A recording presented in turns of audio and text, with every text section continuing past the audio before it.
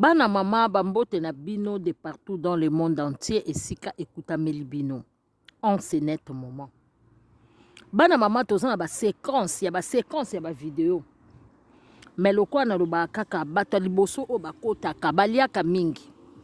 Na ebandeli na tika pena makamoko o eza ko édifier po bato musuta bakota kabalinga na bango makambo o te mais bato il faut to landra ba makambo yango nde vie na biso.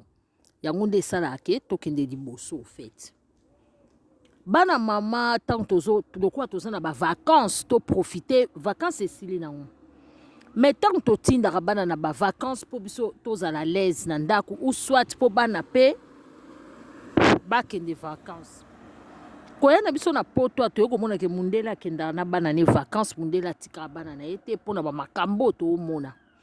Vidéo na otela bino eza nango na français mais na meka ko koloba mukie makamni eza na kata video. Akambo eza na video wana eza boy. Ndeko muka mwasi donc alela mwana ba étranger bazana nde na mo balelaka. Aye ko yebisa biso ki abana ko tinda mwana na vacances. Mwana na pene ba 14 ans ami diembi kaki. Nzoka nde tanga tinda kaye na vacances et na famille ya tata na ye. Nzoka nde papa leki na ye moko mukolo akomisiko na ba 32 ans azo violer ye na neveu na ye.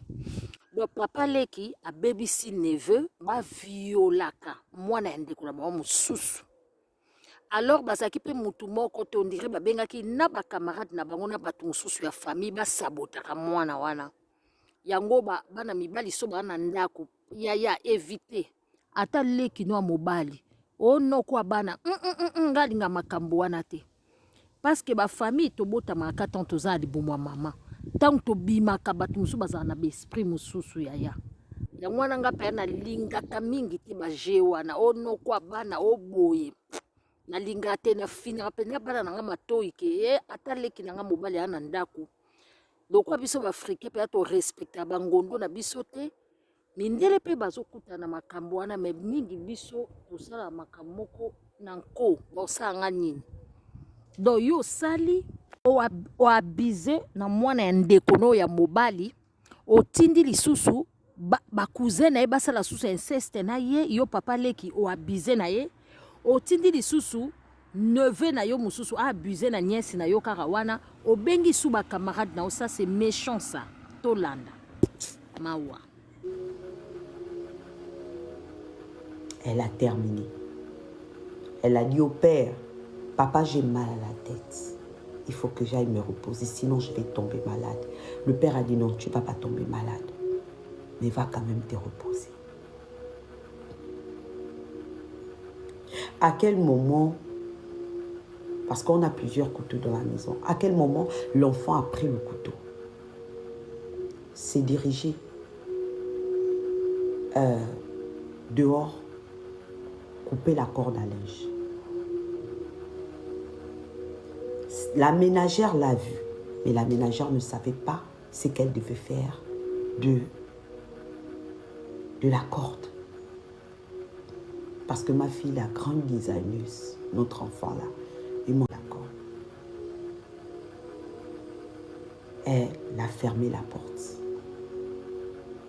Donc, toute ma maison, tout l'arrière de ma maison, il n'y a pas de loquet à l'arrière. En journée, elle a convaincu mon petit frère de clouer la pointe parce que ses petits frères l'embêtaient quand elle s'habillait. Chose qui était fou. À l'intérieur de la chambre, il y avait la plus petite, ma dernière année. Elle aimait très fort cet enfant-là, qu'elle racontait à qui voulait l'entendre que c'était son enfant.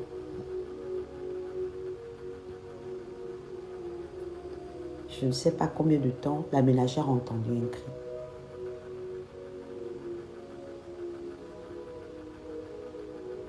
Bon, elle s'est dit, bon, comme ma fille avait la phobie des cafards, c'est le cafard.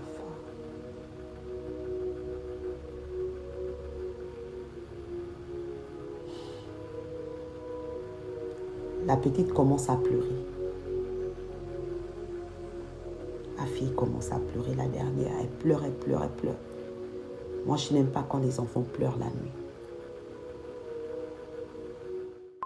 La ménagère est partie, elle a toqué à la porte de ma fille.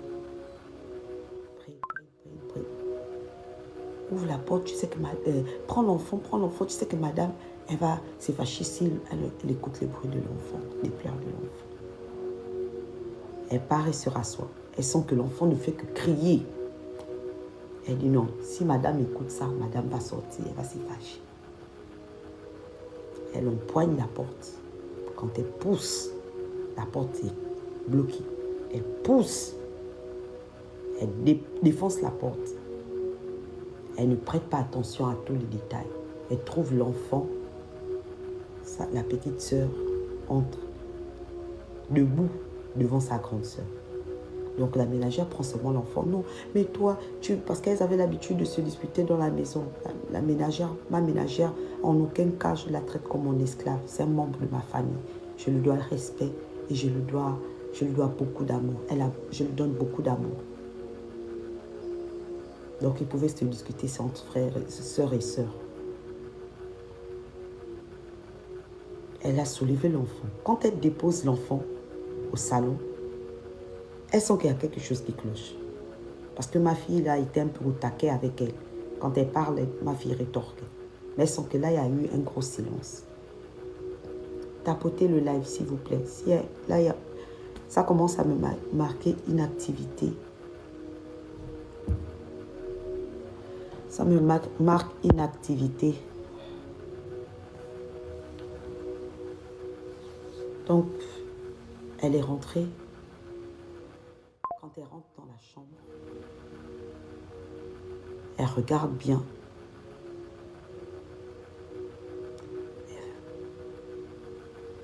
La pauvre. La pauvre.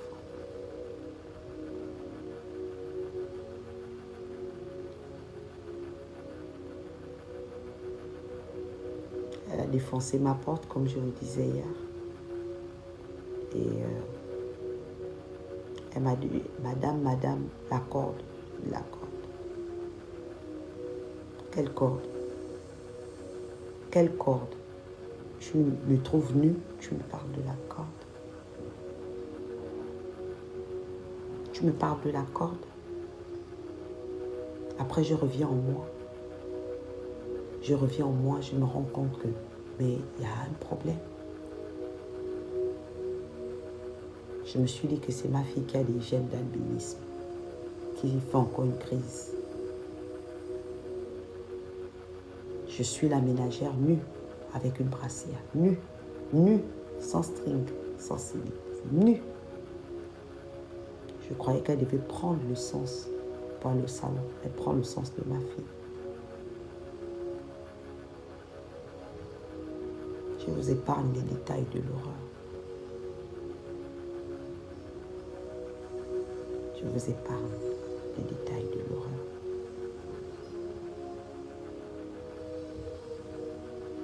Il y a beaucoup de paramètres.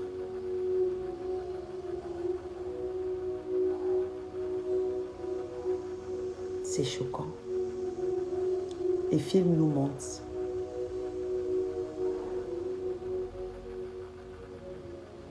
Les films nous mentent. Je ne souhaite ça à personne.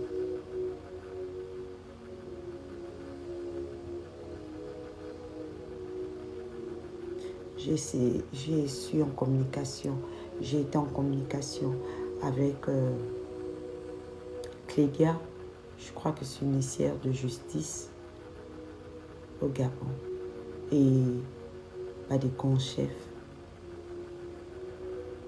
Il y a d'autres encore profondeurs qu'on va aborder dans le live de demain, parce que demain, je crois qu'il y aurait des personnalités qui seront là. Si je vous demande de partager cette histoire, parce que ce n'est pas seulement mon affaire. Ça n'arrive pas aux autres. C'est que tu dis que ça c'est leur histoire. Ça peut t'arriver aussi. J'ai besoin de la force de tout le monde. car nous tous nous sommes concernés. J'ai appelé ma fille 2 fois. J'ai dit, parle-moi. Qu'est-ce qui se passe? Ma fille sort mot pour mot. Maman, il y avait des témoins. Maman, maman, ils m'ont fait du mal. Maman, ils m'ont fait du mal. Elle explique la scène. Que tout a commencé à quand tu m'as envoyé les vacances. Il y avait eu un anniversaire. Je n'avais que 9 ans. Il y a Attilio, donc l'enfant du grand frère de son père, a abusé d'elle. Et ça s'est enchaîné, ça s'est enchaîné, ça s'est enchaîné. Donc c'était comme si c'est pas que ça s'est passé une fois, hein, parce qu'il y a des traçabilités, je répète bien, il y a des traçabilités chez les gynécos. Parce que nous ne sommes pas partis dans nous sommes allés dans une structure hospitalière de renom qui est qualifiée dans ça. On a, eux, ils se faisaient les mots de passe. Donc celui qui a commencé l'histoire, qui est âgé de 24 ans, j'aimerais bien savoir, désolé si je regarde tout en bas, je suis en train d'identifier les délits. J'aimerais bien savoir, ils avaient quel âge, ces gens-là? Ils étaient 5, ils avaient quel âge? Je connais les personnes que j'ai élevées, parce que j'ai gardé aussi ces enfants-là. Il y a celui qu'on appelle Attilio, il avait 24 ans. Bon, quand on voit pendant que j'ai découvert la chose, quand l'enfant avait ses 14 ans, il avait 24 ans. Donc, on essaie de faire marche arrière, voilà, pour savoir quel âge il avait. Celui qui est le plus grand, c'est le petit frère du père de ma fille. Celui-là, à l'époque où il y a eu l'arrestation, il avait 31 ans, père d'un enfant. Donc, aujourd'hui, il en a 32. Donc, on fait l'arrière. Maintenant, les autres là, je ne connais pas. Je connais leur visage aux mamans, mais je ne connais pas leur nom. C'est elle-même dans la plainte, parce que je répète, la traçabilité au niveau de la BAC, on peut retrouver les noms qu'elle a, puisqu'il y a eu, il y a eu une plainte. Il y a eu des aveux. Donc, Mais lorsque vous avez eu la possibilité de voir ces derniers, lorsque vous les avez, vous pouvez avoir quel âge? Estimation. Il y a vraiment... D'abord, ils sont vilains. D'abord, ils sont vilains. Et que Dieu me pardonne, parce que toute créature est belle. Mais il y a des créatures qui ne sont pas de Dieu. Quand c'est pas bon, c'est... Donc, je ne sais pas. Je ne sais pas. Ils sont durs, en fait, la grande clé. Ils sont trop costauds. L'âge pris. Ils avaient l'air plus grands. On peut estimer leur âge au-delà de 15 ans. Moins de 15 ans. Plus de 15 ans. Ok, donc je retiendrai qu'ils étaient majeurs alors, ces derniers. D'accord, ok, je t'écoute. Arrestation, parce que avant d'abord qu'il y ait eu arrestation, la famille de ma fille, Bride, vient chez nous. Nous ne sommes pas au courant qu'il venait chez nous avec nos bourreaux, avec les bourreaux de ma fille, la grand-mère, le père et, comment on appelle, et la fiancée du père. Bon, l'ex-fiancée. Bon, je ne sais pas s'ils sont toujours ensemble, mais ça va vice-versa. L'ex-fiancée. Parce qu'on venait à peine de sortir, on voulait aller prendre un verre avec mon mari, La ménagère appelle. Madame, il y a les parents de Bride qui sont ici. Ils viennent chez moi, chose déjà qui est un délit, sans me prévenir. Ils rentrent au sein de ma maison, ils s'asseyent sur mes merveilleux coussins et ils commencent à menacer l'enfant. Donc quand on arrive avec mon mari, on trouve l'enfant caché dans la chambre. Et ils sont déjà en train de dire à l'enfant, tu es une menteuse, tu vas voir ça, tu vas voir. Mon mari est rentré. Il a dit bonsoir à tous. Bonsoir. Calmons-nous, asseyons-nous. Il s'est dirigé, les autres ont voulu parler, il a dit non. Sims, si je me retourne vers toi, c'est parce que j'estime que c'est toi d'abord qui as fait les enfants avec Naïma. Donc j'ai affaire à toi parce que tes enfants sont mes enfants sont tes enfants parce qu'on a un point commun qui est Naïma. Donc moi, Noir Désir. Qu'est-ce qui se passe? Oh non, on est venu vous apporter une plainte. C'est le père de Bride qui donne la plainte à mon mari. Sur la plainte, c'était une plainte adressée à mon époux, à moi et à Bride. Mon mari commence à péter un plomb. Il dit, mais non. Au minimum quand même, mon frère, tu es le père de l'enfant. Ta fille te dit que elle a été touchée. Et toi, tu préfères croire tes neveux au détriment de ta fille.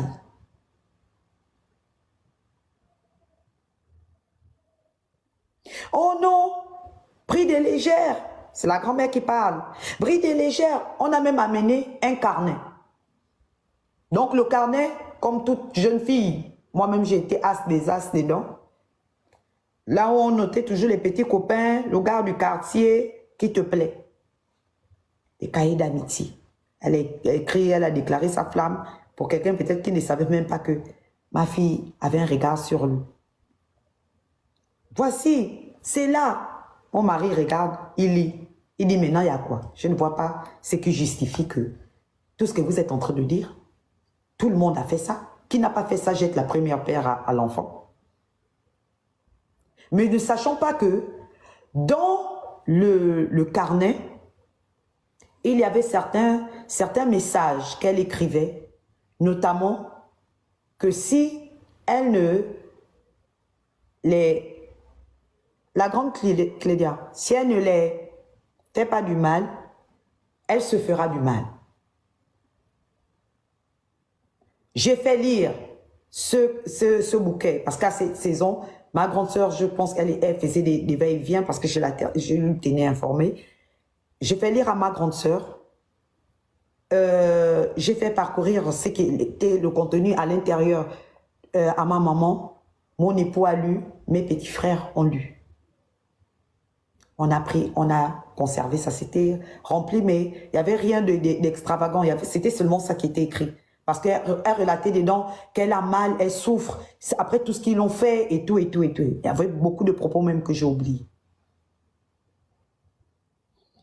Et là, mon mari demande qu'il sorte. Parce que la grand-mère commence à employer des propos. Na maman, batu mingi bakena mabala me mabala ba sacrifice. Yango nga na baba yeko bala mwana na yo, ba yeko bala yo moko saka yebisa famille na oba saka. Famille na okutote yo muto liboso ko saka parce que na ba famille ba koma ozwa mbongo po bateka na bango am na yo. Bazwi mbongo butu bokonza butu.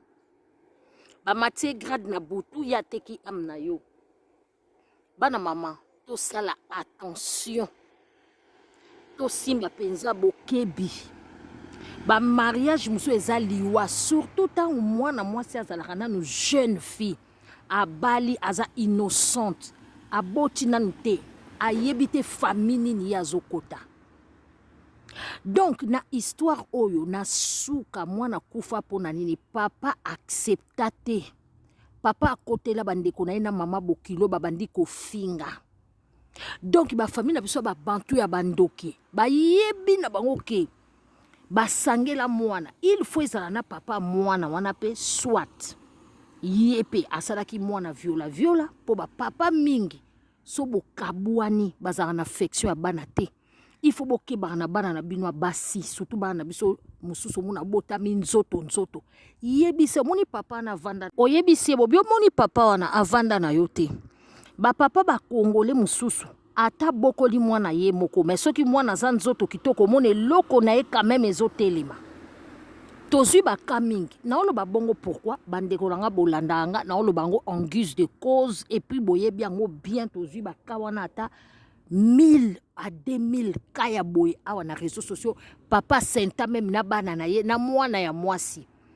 Alors tant mwana nazo ke na vacances et pas papa na ye benda mwana matoyi ba salje pa ya papa poto moni yango mingi bana mama oyo bakino balobaka ha soki otie misu na se esili baleki yo bino mo botango siko na termo babaka olali bosukisi baloba ngo ya solo ba papa nano ba congolais bazana na affection na bana te surtout ya batuka tochaka batamangala et puis ba RDC baleki la mongwa tiko bana biso surtout bana biso poto balinga ba câlin balinga affection ce n'est que normal akoli na papa na été tango mona papa na ye aza penza na besoin azaka tout près ya papa na ye po amankaki mais sikoyo mibali oya biso ba africain ba yebaka wana te eza tendresse oyo eza tendresse a mwana oyo eza tendresse a mama bango tendresse nyonso eza ya muta liboma ye faut eloko esa nini etelema bangondo liboma bayebi ko gérer yango te yango faut ko sala attention ko benda bana matoyi tokotia bango nyonso na saki moko te mais la plupart ba papa ba congolais tozwi bakana bango awa bino moko boyebi ndenge babimaka na bana ya bato boyebi yango très très bien ndenge babimaka na bana ya bato boyebi ndenge babimaka kutu na bana na bango moko bana ba voisin kutu nde koloba te bana ba voisin penda koloba te bana ya bandeko na bango kutu koloba te. Donc tozan ebela oloba te tozan ba leçon morale kopesa là-dessus te parce que bino moko boyebi bomona boyoka tokotia ba papa nyonso na saki moko te mais parmi bato ya mangala surtout ba papa oyo bazala bango irresponsable kosalaka attention kotindaka mwana kokanisa te mwasi na ya kofunda ya ovana na libala obake mwana na mwana ngate so papa ne moka asali ye viola etali ngate. Alors faut que ça la attention basi mususu baza peu o bafundaka mais bafumu libala akofunda te yo pozo continuer ka kotinda mwana kuna papa o bimaka na mwana wana bosala attention surtout ba papa o babokoli bana te ataku to babokoli so moni ba foje il faut ko luba tala ndenge to perdre mwana na biso africaine akeka kaboye pona papa ya ngondo liboma pe ba famille na ye bakotelier ba famille minga bandoki so basi babebisa mwana na bango bakotelaka toujours ba famille minga bandoki bazandenge wana babombaka bato ya mabe so monika famille mo mutu mo aza moyibi mutu mo aza boye aza viola babombaka ye na kati ya famille na ye babombaka misala na ye yebake misala na ye euta na source ya famille na ye donc ye il faut azalaka po asalaka viola asalaka viola j'allais dire atika ba semence ya mabe apesaka ba semence ya mabe po famille bana bazala bandumba bamelaka babangi tazotinda na ba neveu na ye ba abuser na ndeko na bango cousine na bango mwana ya yaya na ye propre. Allez-y comprendre tozotia makambu ya ndeko na biso Ferregola oyo ezobwaka beaucoup d'encre sur les réseaux sociaux et tout le monde en parle. Balobi alandisi fali na arena. Et batu mususu bazoloba eska kozwa batu. Eske batu bakoya. Eska kozwa lo moto na arena. Ba mususu balobi azu combien de places d'ailleurs? Place combien azui? Makambo susu ezongi les susu sur la toile. Makambu ya bagolwa. Et nasi tozozelaka après matanga awa. Ici c'est golwe kozonga awa. Internet ekokangamawa. Bolanda. Artiste mon côté, je dis bien artiste mon côté, je mets quiconque à défi. Artiste mon côté na Congo na biso. Là je parle du Congo hein. artiste mon côté na Congo na biso to suite au mona a posté affiche annonçant son prochain spectacle. Tout le monde a internet bongo. En ce moment, l'artiste le plus populaire, l'artiste le plus aimé, c'est Ferregola, le padre Moto Ayambo, Jésus des nuances. Passons la vérité. Maître Gims, la star ya monde. Oui. Tu sais même pas 30 minutes. Maître Gims, tu as une story rapide. Tout le monde peut dire tu es rapide. Na story nuance, Insta, Facebook, TikTok, partout. Mais le lot, tu sentir Batou Balingi faire vraiment. Ça par rapport à Ni. Passons la vérité. Salouane à Paris, la défense, en tout cas, c'est indéniable, c'est irréfutable, c'est incontestable même. Faire à Robert à guichet fermé. Et puis quand on est au Loba, on a mystique à fourmi. Parce que c'est comme déjà Tiba décembre, faire à Salisoda. Tu as risqué qu'il y ait un deuxième Paris la Défense Arena. Dans le mois de décembre, bah annoncé biso deuxième Paris la Défense Arena. Voilà, vous nous suivez partout à travers le monde entier. Nous sommes en direct de l'esplanade du Palais du Peuple, là où va se tenir l'activité de Festigola. Alors, aujourd'hui, exclusivement, nous sommes avec le producteur, M. François, que vous entendez parler de son nom. En tout cas, M. François, bonjour. Bonjour. En tout cas, ravi de vous rencontrer en cet après-midi, à cet espace, d'ailleurs, l'esplanade du Palais du Peuple. On attendait tous voir cet événement, la tenue de cet événement, qui est le Festigola. Après tout ce que nous avons pu entendre, et aujourd'hui, l'activité sera bel et bien tenue. Déjà, nous sommes là, on est en train de constater comment est-ce que le podium est en train d'être monté. Je ne sais pas. Qu'est-ce que vous allez dire à tous les Congolais qui vous suivent à travers le monde? Tout d'abord à vous, vous avez beaucoup de chance de pouvoir avoir 3 minutes de moi. Parce que Bon? Oui, d'accord. Et d'abord, avant tout, je vais déjà remercier toute mon équipe là qui est sur place. J'en ai encore qui sont arrivés aujourd'hui de Paris. Et puis l'équipe locale, de l'envie qu'ils ont pour que cette manifestation se fasse. Ça fait, depuis l'annulation, on est resté sur place, j'ai été à Paris, une partie de mon équipe est restée pour avancer sur le projet. Aujourd'hui, je n'ai pas encore la joie parce qu'il y a encore 48 heures, il y a encore beaucoup de travail à faire. Les équipes techniques de Paris sont arrivées pour avoir le son, la lumière. En tout cas, aux Congolais, c'est ce que je peux leur dire. Je suis là et j'avais toujours dit que je ne quitterai pas le Congo sans que le festival soit fait, la première édition. Et on est à 48 heures, on fera le point quand je vais entendre les premiers chanteurs sur scène vendredi soir. Alors, qu'est-ce qui justifie votre détermination? Parce que nous avons tous constaté les intercalations que vous avez pu rencontrer pour la tenue de cet événement. Mais vous êtes resté quand même déterminé et confiant en vous-même. Qu'est-ce qui justifie cette détermination? Vous savez, nous avons créé avec Ferré cette manifestation. C'est déjà son image, si on dit bon on arrête, on rentre chez nous. Deux, c'est mon image de l'organisateur international. Donc c'est pour ça que je me suis dit, je ne quitterai pas, et Ferré était aussi pour qu'on puisse arriver à le faire. On s'est battu, hein. On a eu l'autorisation de monter ici il y a 3 jours. C'est un truc qu'on a fait, on a fait une demande depuis 12 jours, et bon, il y a des gens qui nous disent, vous avez de la chance, ça a été vite quand même. Bon, on n'a pas à se plaindre. L'important maintenant, ce qui est important pour moi personnellement et toute mon équipe de One Way Prod, c'est de faire cette réalisation. On va faire quelque chose qui ne s'est jamais fait. Même en Europe, on n'a pas fait comme ça. Cette scène, c'est un truc formidable. Vous allez voir. Et le monde entier va le voir parce qu'on est en streaming les 3 jours. Le monde entier va le voir, cette scène. Et en plus, on est dans le peuple, on est au palais, on est en plein centre des Congolais. Là, c'est pas au Stade Tartare. Hein. Là, on est dans les Congos. On est dans le peuple. Là. Voilà. Quel sera le bénéfice de M. François après la tenue de cet événement? Le bénéfice? Je n'ai pas besoin de bénéfice. Je vais juste que réaliser mon projet avec Ferré, que l'année prochaine, on se donne rendez-vous. Ça ne sera pas dans les mêmes conditions, on ne sera pas à la bourre, on ne sera pas en train de se prendre la tête pour les scènes, ça sera bien fait. Ça sera la dernière question avant d'accorder la parole à Tariq. S'il vous plaît, pourquoi le choix de Ferré parmi tant d'autres musiciens qui régorgent la République démocratique du Congo? Là, c'est une question piège, toi, tu me poses. Mais bon, Ferré, je suis son producteur en Europe, et c'est lui qui c'est son idée. Et moi je suis Festil et lui il est Gola. Donc c'est pour ça que ça s'appelle Festigola. Voilà. Voilà. Donc j'ai fait le son pour Ferregola à l'Adidas Arena, quand il a joué à l'Adidas Arena. Et ensuite, il m'a proposé de venir ici à Kinshasa pour son festival, donc le Festigola, par le biais de son producteur aussi, et par le biais du directeur technique. Donc je suis venu à Kinshasa pour réaliser son premier festival ici à Kinshasa et de faire en sorte que le son soit aussi bien qu'à l'Adidas Arena à Paris. Voilà. Voilà. Le son soit aussi bien qu'à l'Adidas Arena. Ici, nous serons en plein air. Je ne sais pas si vous avez déjà vu l'ensemble de cette esplanade. Est-ce que les sons sera capable et impeccable également? Parce que Adidas Arena, c'est une salle qui est fermée, mais ici nous sommes en plein air. Non, moi ça me change pas grand chose. Le seul truc, c'est qu'on va mettre plus d'enceintes, c'est tout, par rapport à l'Adidas Arena.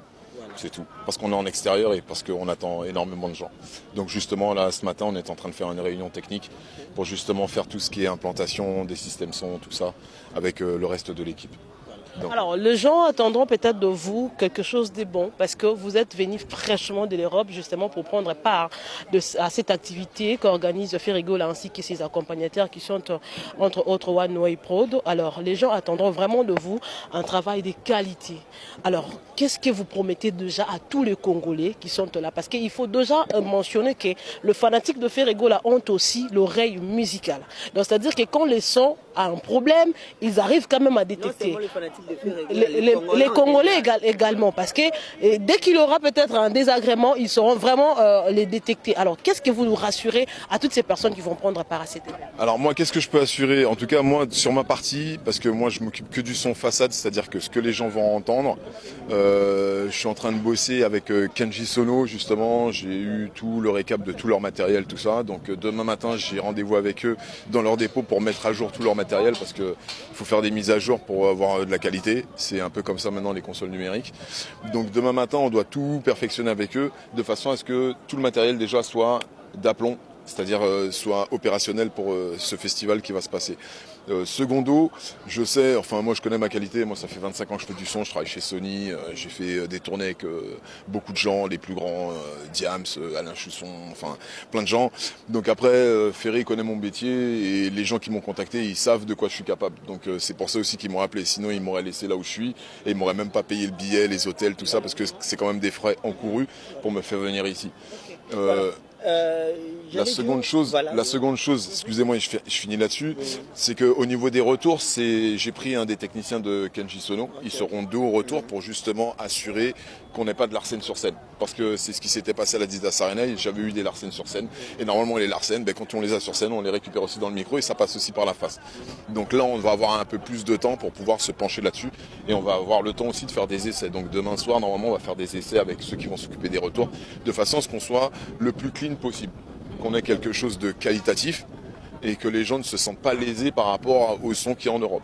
Voilà, sachant que... Alors, permettez-moi de revenir un peu en arrière, ça sera une question de curiosité, c'est parce que vous avez réalisé le son pour Adidas Arena. Est-ce que dans le micro de Ferregola, il y avait l'autotune? Non, il n'y avait pas d'autotune. Ferré, il n'utilise pas d'autotune, à aucun moment. Ah bon? À aucun moment. Okay. Et il a une super voix. Je peux vous dire que c'est l'un des artistes que j'aime beaucoup sonoriser parce qu'on n'a pas besoin de le chercher. Okay. Sa voix, elle sort naturellement et droite. Merci beaucoup. Voilà. Ouais, une dernière question. L'événement proprement dit commence le 30. Déjà, aujourd'hui on est le 28. Est-ce qu'avec Kenji Sono, vous aurez plus de temps d'être en connivence par rapport au temps qui vous est resté? C'est ce qu'on est en train d'essayer de réaliser là en ce moment. Voilà. Moi je suis arrivé ce matin. Okay. Donc vous avez vu, j'ai voyagé de nuit, je suis déjà sur le terrain.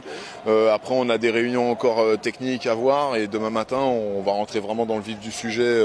C'est-à-dire je vais vraiment commencer à travailler réellement de mes mains demain matin. Voilà, merci. Pas de souci, avec plaisir. Alors bonjour monsieur. Bonjour. Est-ce que vous pouvez vous présenter aux yeux de tous ceux qui nous regardent pour qu'ils puissent avoir quand même une idée sur vous? Alors moi je suis Gangsta, je suis directeur technique pour des grands événements un peu partout en Europe et ailleurs. Et je travaille sur des gros événements, que ce soit sportifs ou musicaux, surtout la musique, c'est plutôt mon domaine. Mais je travaille aussi pour des choses un peu événementielles comme pour les JO en ce moment, tout ça. Et je fais toutes les parties, tous les concerts qu'il y a pour les Jeux Olympiques, en gros. Et en fait, j'étais venu ici il y a peut-être 3 semaines parce qu'on devait faire le festival et ça a été reporté, compte de malchance. Mais là, on est un peu en retard, mais on va le faire. On va y arriver. C'est juste que tout le monde est très volontaire et en plus tout le monde est très capable. Donc il n'y a pas de raison. On va. Déjà avec de papiers, avec de schémas comme ça, je ne sais pas. Ça veut dire quoi? Vous voulez nous expliquer quoi dans ces papiers? Parce qu'en fait, ils ont. Là, je rentre de Londres, j'étais avec d'autres artistes en Angleterre, et ils ont commencé à faire des plans qui sont très bien, mais qui ne correspondent pas à la vision que j'ai.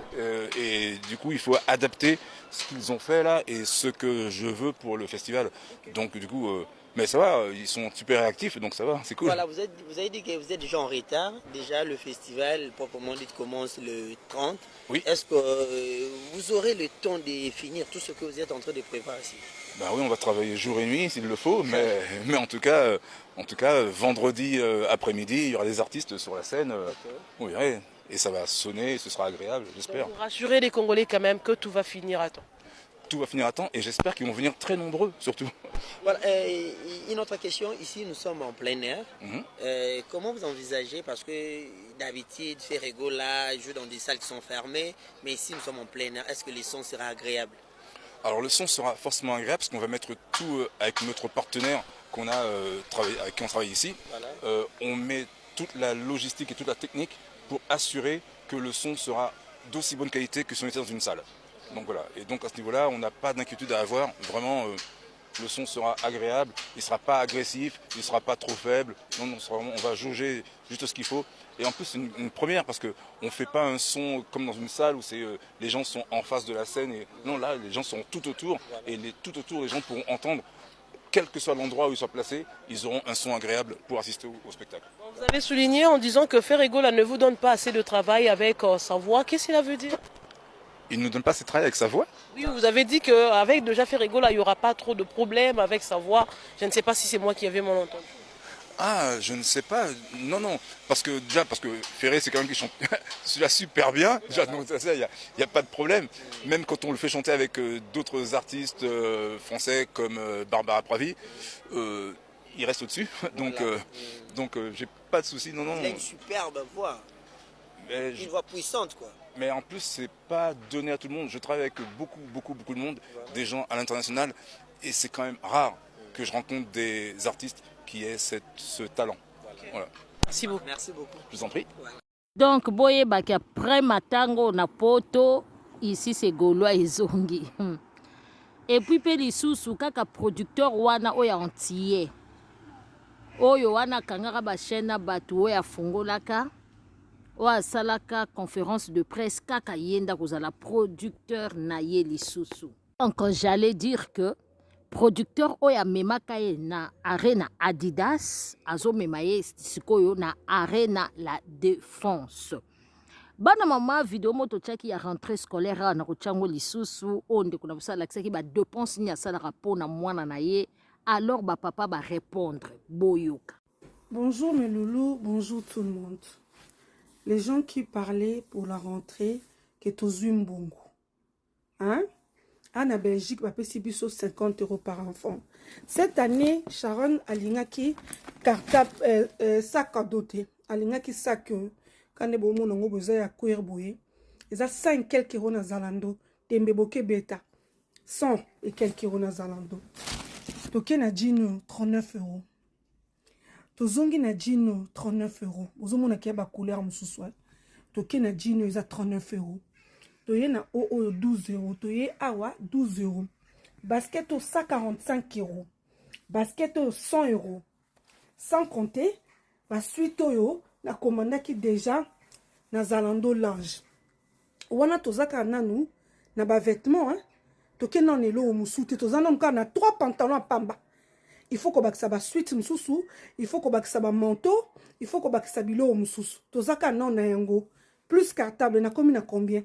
Sur les 50 € na zwaki. Na na sombi bikite, na na sombi kayete, na na futi frais scolaire te. Sikoyo, bazami satu na katanda koyo. Pourquoi vous parlez? Pourquoi vous parlez? Où c'est là non calcul? Parce que na 2 baskets, ils ont déjà 250. Na awa déjà na komo na ba 380 plus sac. là nazokoma na bilamba on nazokoma na combien na on a commande ki na commande mususu zo ya so tembeli susu botie na ba commentaire na ye nango lisusu wana no nazana na bikete tozana okana ba bilamba na ba sac bolingi bato basala ndenge nini bazolo ba pe bato mususu nazoyoka bango kuna aza mama na ye ya ko sala te mama na ye yibaka mama na yake na kosala kindumba nga asaka kindumba te nga na yibaka pete nake na musala na zoka salaire ngo ya combien salaire ngo ya combien il faut na sala ngo na ba jeune fille no somi sato sans compter je ne compte pas les cheveux. Elle est partie se faire coiffer les mèches et les rastas bobi pour ba rasta lelo bobi pour ba mèche bobi pour ba coiffeuse tout ça non sous 100 € suki na zana on a combien comment na 500 te sans compter que tu commande musu na passé mutu mo azuli déjà musu 800 sans que tu futa no ba frais scolaires. Pourquoi vous parlez? Parce qu'on a quatre sabilo qu'on est bon à tata na yeza sikani et sikani déjà c'est koti ba mama ba omona passe surtout na Belgique. Na France nde boyeba na bazonga classe bongindi Belgique. Sikoyo eza nango te kende ko na msongo ba na ota a répondre ba mama. Mais na sepela na ndeko na biso oyo on a tie ba vidéo alakisaka comment mibali ya irresponsable ba se comportaka. Rentrée scolaire yango yo ngamoko na mizweli déjà engagement décision na benga mama mwana pona tindela ye mbongo ya rentrée scolaire et comme teke ote ba papa poto bakipaka bana te ngamona zuzo dona zu responsabilité na ngamona benga déjà na benga mama mwana et comme teke ote papa poto bakipaka bana te na mi bengela déjà pardon. You don't not give. My God. Pardon.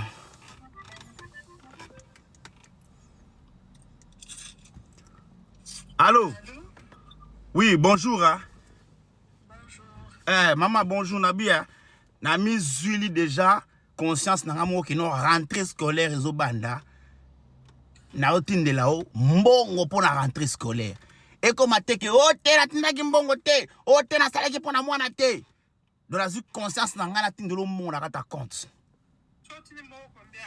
obi nini na tindi 150 €. Et bon mbongo muke bo pona bana mbongo a location familiale lozwa kuna ngana yebaki na yeba akutu mbongo zwa na location familiale papa responsable na conscience na tindelo mbongo oyo sanga papa responsable 150 € za muke 150 € za muke mama basket tala nalobia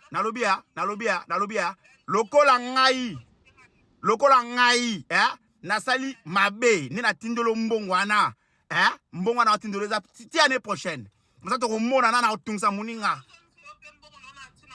soza mwasa tembe zongi sa tala na posa oswana na ote au revoir obinini nandimi na mbala mpiaka sia botela basi poto dona zu conscience na ngai natindele mbongo pour la rentrée scolaire azo sona sanga tindi mbongo combien you don't know oh Jesus oh my God. Ba papa allocation ezaka combien yo pozwaka bafuta ko ba 1500 yo okena onvuata kumvuata takutu mwana moko 150 ekoka te moi 2000 3000 papa ozwaka fungola loboko zwa 500 600 pesa mama zwa ta 300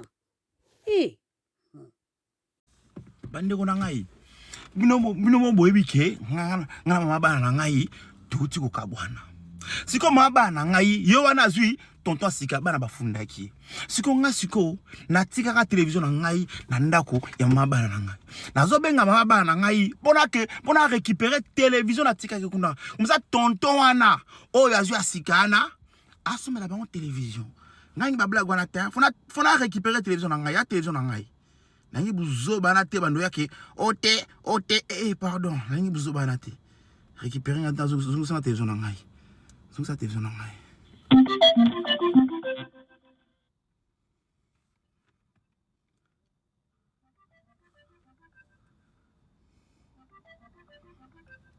Yambat. Allô, bonjour. Oui, allô, bonjour. Nanga loba, lokola yo, bala funda kyo, ozu tonton sika, ngai na tika télévision nanga na ndako wana. Nazoya ko récupérer télévision ngai. Lobby d'ici lobby après demain, je vais récupérer ma télévision. Et comment t'es que oh.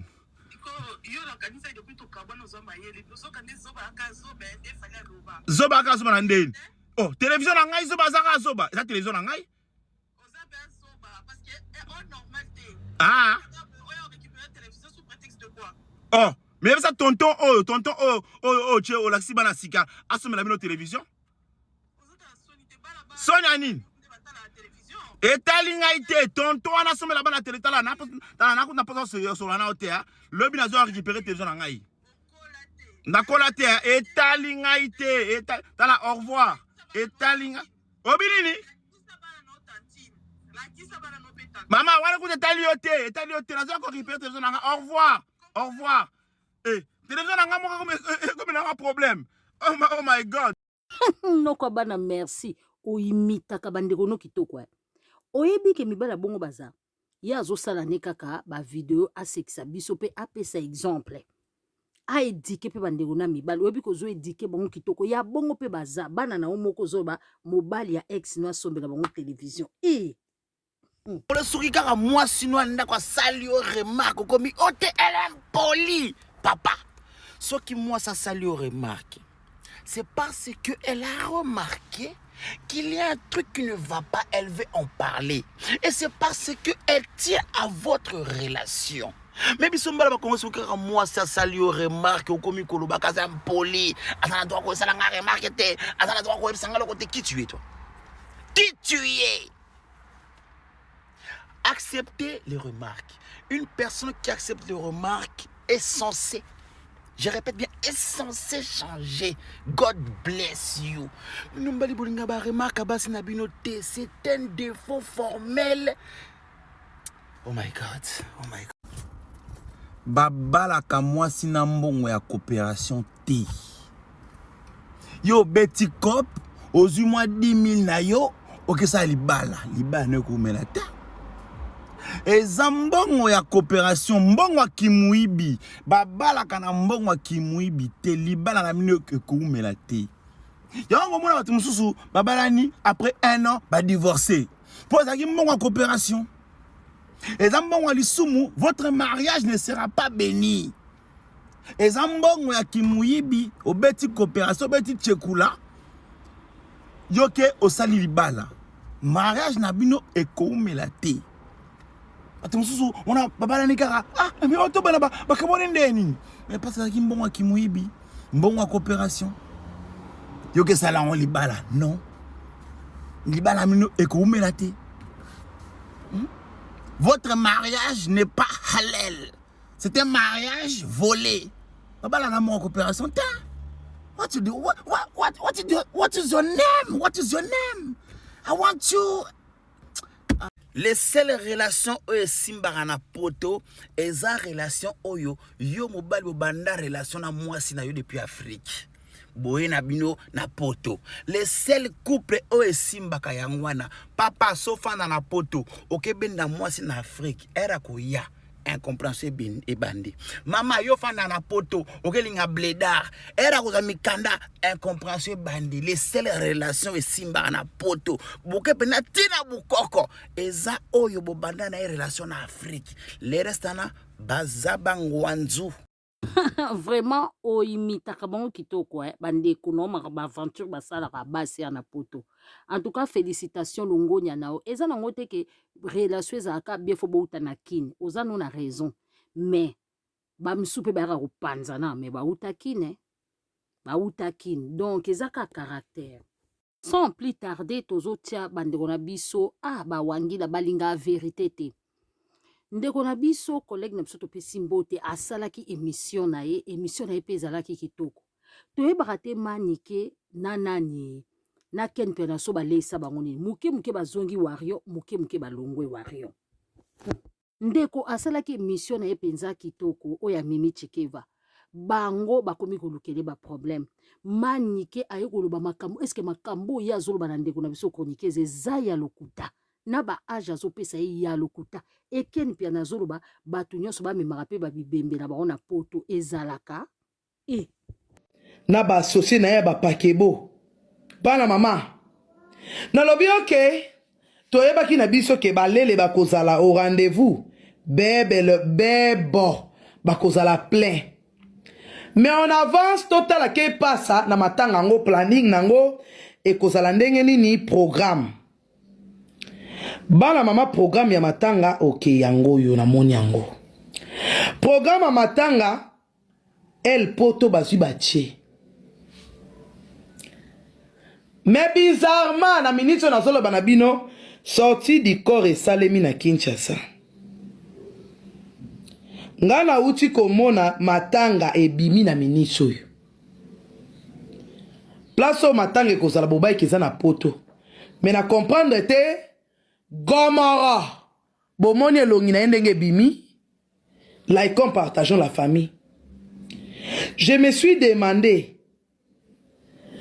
Gomora batu balati tomoni ba sai tomoni batu yokebele na ba jigolo nyonso bazalaki ba jigolo yande kuna biso ya mwasi tomoni bango pe na matanga bana mabaye kotala matanga ya mwasi na bango on n'en disconvient pas menge loko nazo kam ebembe boloba kekende poto si je me trompe pas oui ou non ebembe toyebi kekende poto nazo se tromper faith na ebité vraiment beau correct nga to leke to partager na vraiment que passer nga pe bino pe bo benga passer na banti bo moni déjà ebembe toyebi ke faut kende poto kosa le cas eza na téléchargement ou bien nini avant na ye pas Gomoro oyoyo image ya bimisi je suis choqué je suis surpris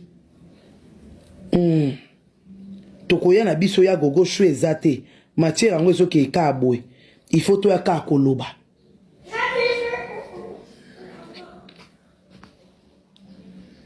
yaya mutu akangi molimo arbetine eza Gomoro ma chérie mutu akangi yango eza Gomoro ngate tosala émission nde pe bino bambwario osalaka émission ma chérie bébé soko moni okoki émission te bébé obimi kaka ebimi lolo bébé ebimi lobi ya wapi nga na oti komona video sikoyo matanga Gomoro ye alati bilambo alati oyo ya noir bandeko baza na YouTube bazomona banini onga na tie ebembe bimi lelo bambwario swe boyebi te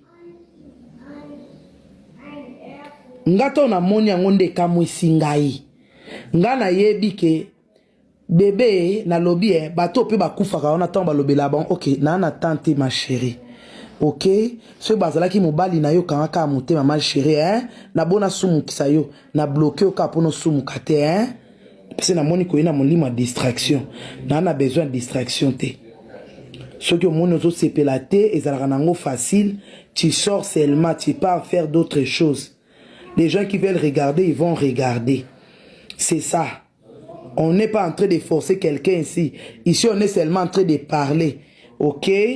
Si ça te dérange, ya bino boya batu bolobaka. Ya bino komi bololoba lobate. Po bino banane. Na bino boya banane. Bossa la rapé ma kamundenge sengeli. S'il vous plaît. Yango yo na oche la bino yango bomona. Eloko nga na kamwe eza o nga na moni oyoyo. Nde kamwe singa bandeko nanga na lobi o. Botala na YouTube so sepelite bébé ok kaka. Parce que bino pe Marie Laura sala ba émission ba kufa na mona place bo pekisité. Photo onde na bongisi yango bien te na zoki yango lobi na mona plan o ba bimisaki. Mais yango wana fone na bongisi yango bien. Laikon partage bandeko tokoloba na nkona mwandambo aka na ba pilote bayaka bato ebele bayaka yena nana bawela mobali depuis l'accident lelo akangela moninga kanda nana pe abala na ye mobali na ye baboti bana mobali na ye asa na ye vi na ye mususu Mais hier, Zakana Kanda, on a tiré, il y a moni live, de Mimi Akoufi, azo rejeté colère, ou azo jeté colère sur Bango. Et puis, bah live, n'est pas expliqué, c'est une occultiste à Kenako beta carte. Bon, il y a la Bible, c'est bon, on a déjà signé, il y a des chiffres. Et ça l'a raté, t'as coûté dans Romain, on a raté. Attention, l'Apocalypse est zaté. L'Apocalypse est zaté. Biso la Bible, c'est chiffreté, c'est prière. Ainsi dit l'Éternel. Soko moni mutata ba chiffre nengo na yemoko akenda ko consulter ba carte ba bato ba betsa ebi ka kamusinga en ko beta carte ti lelo mama mukolo nengo no zana bana na ndako zo beta carte kaka ni ya betambo ba carte ba bwaka ba beta na meso ba voyante ba mona kakena ko consulter Yesu na ngai mon peuple périt mama wana sala makama po en ka mama Yesu yaka mon peuple périt. Pour parler de la vie privée de sorte, bah, NK bah, mi parler de la vie. Par exemple, Zalaka n'a pas 30 ans, on a baki, c'est mec qui a fêté 45 ans, mais on a 50 ans de ya mkona nga. Ba âge mususu basi mingi, baza mikolo mibali, même basi ba artiste belé ba mikolo ba artiste wana. Oyebani, biso tozaki ba petit cité, ba petit vitesse tolinga bazaiko. To la nuit, to la na biso bipa na bango au moins à quelle ville to la dire que to boto mbena so to ina to zo ina na cité bango ba fille à fille ba lata talon et puis ba fille à ville ba bimaka na maluata moi na banda lo saki mbi badeni ba ko wolo la yoti ba wolo ba kole ba uta kana ba na ba ngaba na ba kati kuna ba kota ba mai ba kaluka Si vous avez un live, vous avez pesa ki 15 000, 12 000 dollars. Si vous avez 20 000 dollars, yaya azali mutu akena ko consulter ba signe ya ba étoile ya batu. Mama, ata lo baka mingi ayeli ko lobela ote mama. Tika biso na live na biso to boy. To boy na biso to boy.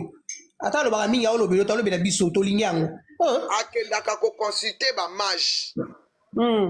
Parce que les mages c'était des magiciens. Oh, batinda bango ba kende ko comment te ba match batala ka ba ebe yaka Jésus abota mina étoile ba magicien o ba héros d'appel Sarah bango abibo kende so bo monié bo kende ko pese ba cadeau o so bo monié boya bisanga de ba match ba changer nzela étoile échanger ba match batala ba fina kombo ba brèche comme image pour ba mbouyer ba toyebi ba magicien ba personne de image ya magicien. Un magicien. Tiko NK ti lelo akamusinga tanga ba live otanga ba chiffre ngam mwana mwasi aconsidère ba magicien ti lelo. Bala bata bon magicien. Faut éviter. Ozo considérer ba magicien ti lelo. Ozo kene ko beta ba voyante ba kene considérer ba voyance ba beta. Bomona na TV ne ba ba carte ba beta na mesa emo ba cheli konga, emo ba carte ba chaka ba nguma, ba carte ba chaka sirène, apesa ba signification. Kasi ko c'est normal te. Ba carte on ça va des symptômes.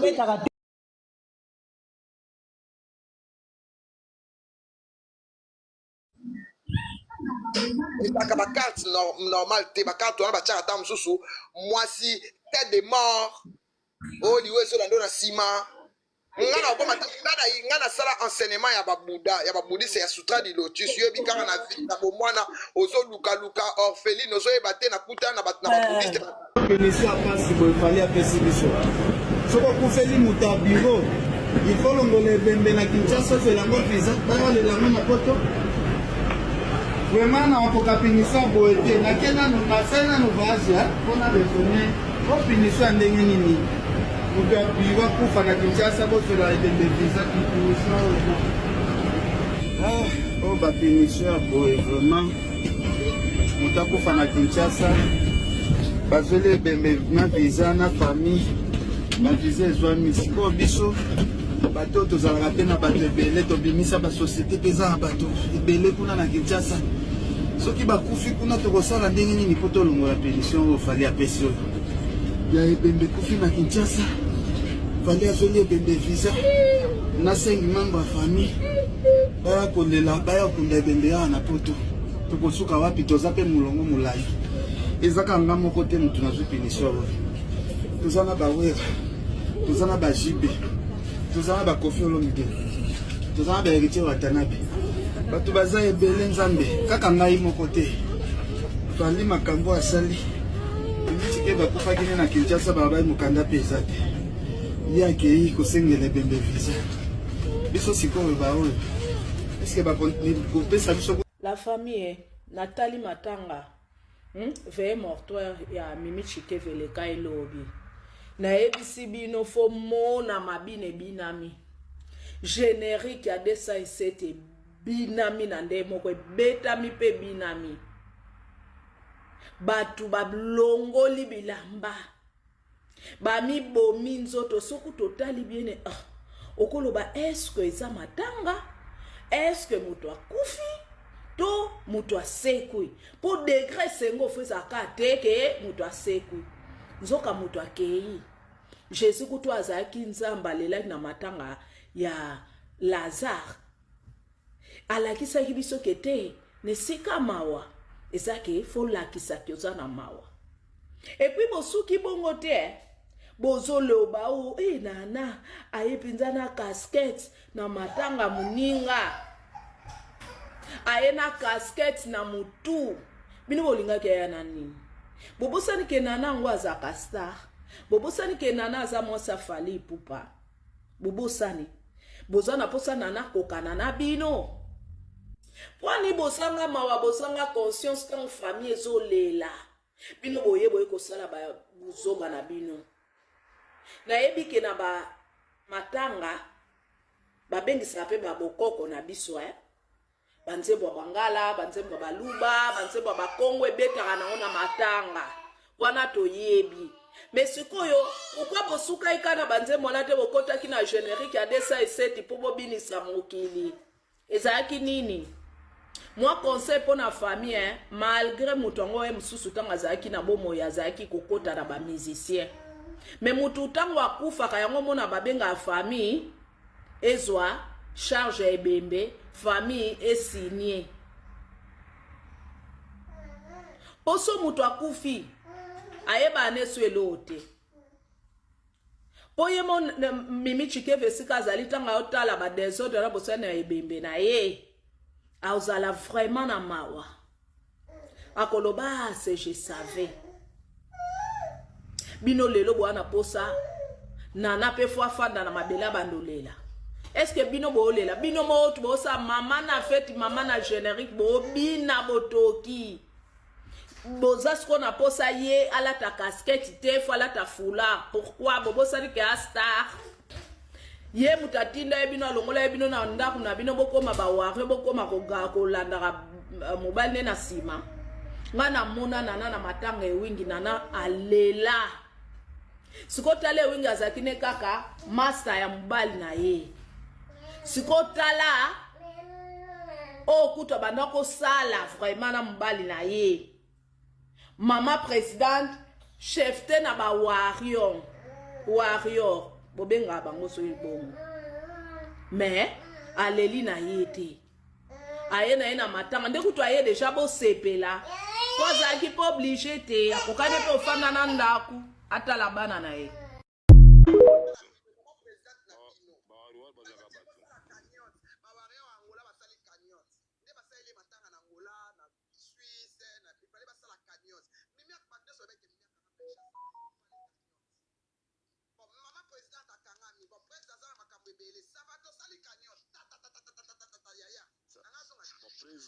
Preso moko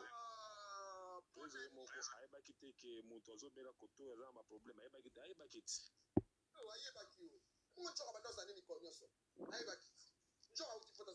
ayebaki ti ayebaki me aboyi kusunga ye pourquoi aboyi kusunga ye yango wana bakendaki Goma mabanga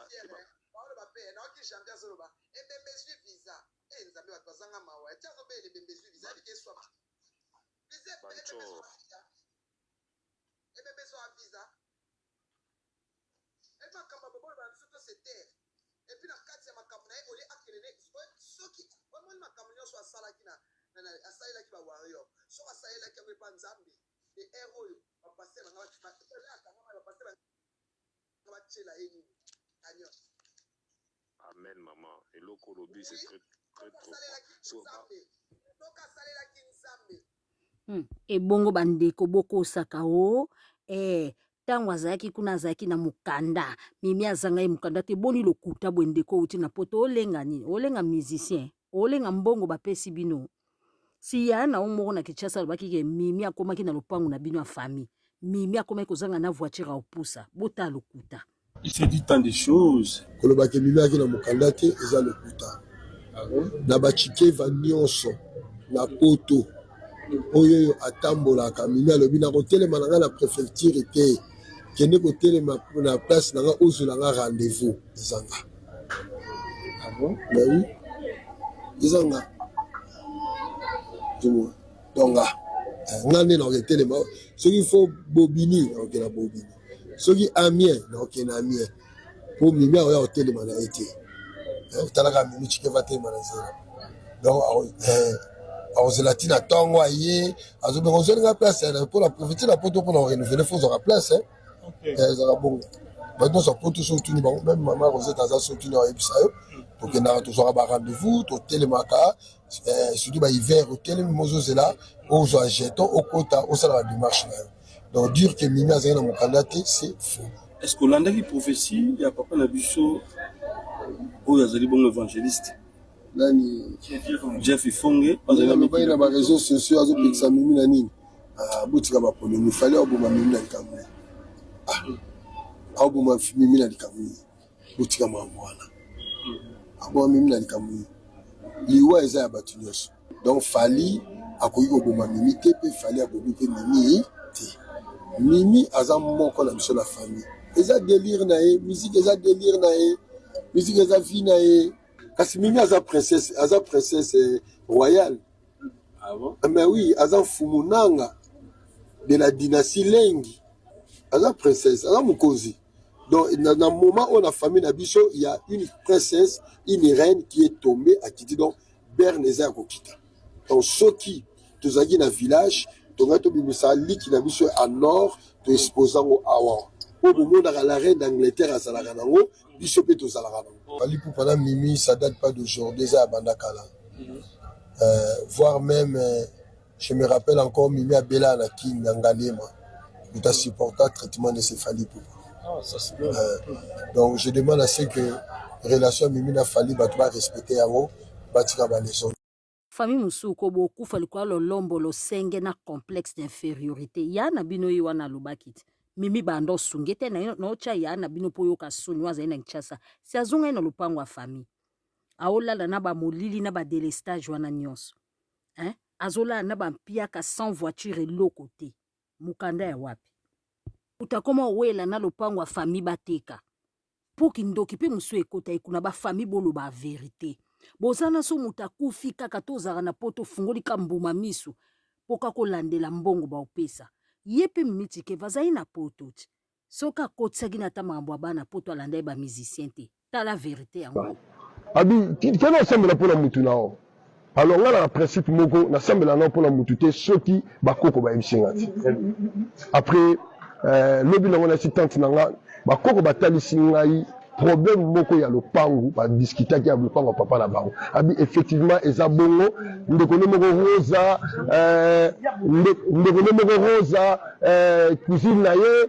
akena ko fimba kena tina ba parquet ko wona na lopangu mais ya sibeka mini ngabi yango wana lobi na ngotuna satan abi ya mini ba to perdre ba ko yiba biso ya mini ka boye ndeko ya papier kenda alors nalai na butu na monde va saler les fêtes mais est-ce que na bisi tante nanga la bime na lali va saler les fêtes ça bien été faut tout ça même au sambela j'ai fait ce que je pouvais au sambela logo la nga muta bokoko kuna bato wa chrétien tant ozonga kuna bansibu oya bokoko to chaki pona ye bango bake kuna ba longoli yango lobi que l'on soit tante nanga Marie nabi ndenge nini kuna la bien on a bien ba masser médecin le baki mutaza fatigué ngabi mutonga masser za ndenge nini nga kuna na mutu moko amasano ba chinois famille ya papa kuna yeba masaka ye ye banda ya avandaka te yaka kutu 2 fois pamba banda ya Congo yaka 2 fois mais awa ndi koleli eza ba esprit zo tirer kuna to bon ya zaka ne bonga ça tâche ne kuna dernier moment nga kutana ke otala ye to vandi na ya mari boy na ye biso na biso na famille na biso mutu moko te akulingi ya boma yo mutu moko te na famille na biso makambo na yo na butata na yo et d'ailleurs eza faute na yo yo koleli na lukwila obotami na lukwila ba o nyonso baona ne mpona kimimi mpona nini ye awa vanda kuna makambo ya lopango yango oyo bayi basali mabe le lopango etekama déjà etekama te confiance ati lelo confiance lopango lelo ati lelo bakenda baparke batribunal babiloko ebele bango mo bayebi omoni ndeki so yango boma mutu apesa ndisa malade moko physique mpo bozwa ide te déjà ntango batake na AVC côté droite tosalisi abiki bapesi côté gauche eza AVC mo très dangereux mpo ezwaka na motema donc yo etake fumu omonaki makambo na tout atakanga te bato nyonso na famille basambelaka bacamarade bamona ye ozomona yango biso bakoyiba biso mutu na biso boye te biso kaka baoyo bakoyiba biso mutu na biso boye te bakoyiba biso mutu na biso boye te bakoyiba biso mutu na biso boye te baoyo nyonso baza na nsima ya liwa ya mimi baolanda ya mimi biso kaka oyo bakozwa so mimi bongo te estce yo ndenge ozobeta masolo ya famille wana famille bakotomboka te estce batomboka po wani estce eza makambo bango mpe bakoluka bapesa mpe ntango moto akufaka moto apesaka explication na ndenge na ye bango mpe bakolinga baloba biso te mais nzone bango te eza raison te ya raison te kozala bamusicien ya raison te botika makambo wana bano ozala bamisie lelo te bino bokoloba mpe bino bajournaliste yango bokoloba makambo ya minion bino oyebi minion bino oyebika mini mpo babwa te na falit boyebi mini yango te boyebi na bino mini yango te aza ne bien mini azali mutu malamu mini azali mutu moko bien alingaka batu ayedaka batu azalaka bien na batu mini aza bongo asalisaka mutu akipaka te mini aza bongo matanga eza na lukwila numéro 82 mama ya mimi yokonzita mwasi ya général Chikeva oyo abokola mimi banda bubebe na ye alobi matanga mwa ndenge ozala awa biso eza bakongo bakosala matanga mimi kuna te o papa dogwe abalaka mama kulutu régile te donc matanga mimi eosalama awa donc akufi na hôpital militaire akanko te abali ake okata motema kuna non corps eza kuna tozolongola yango wana mpo eke 51 mpo mobali na ye aza colonel aza officier bon wana toloba nao te parce que